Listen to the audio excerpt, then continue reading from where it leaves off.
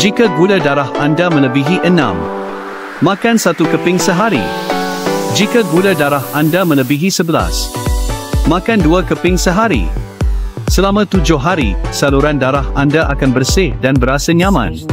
Tangan kebas, kaki sakit, badan lemah, tiada tenaga, kencing kerap, kencing terdesak, kulit gatal. Gula darah melebihi 7, makan ini. Gula darah melebihi 11, makan ini. Kepala pening dan mengantuk sepanjang hari. Saya cadangkan anda simpan lebih banyak semasa promosi. Cubalah buah hau Xinjiang tanpa biji ini.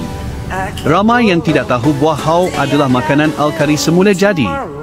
Bagi mereka yang sering makan makanan berminyak dan masin serta tidur lewat, makan buah hau secara kerap sangat baik.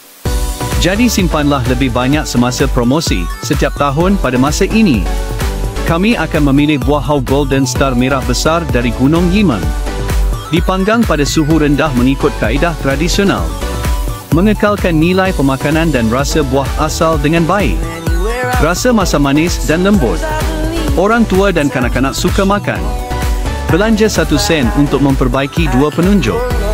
Jika anda mengalami masalah penglihatan, kebas tangan dan kaki, atau pening kepala, mengantuk, dan lemah badan, anda boleh mencubanya. Rasa asli, kaya dengan rasa buah hau, mengandungi banyak serat makanan, protein, vitamin dan pelbagai unsur surih. Bukan sahaja rasanya enak, tetapi juga mempunyai nilai pemakanan yang tinggi. Tinggi protein dan rendah lemak.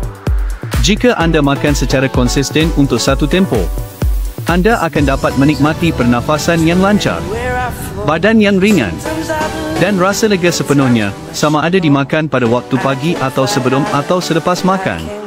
Ianya sesuai untuk dimakan pada bila-bila masa.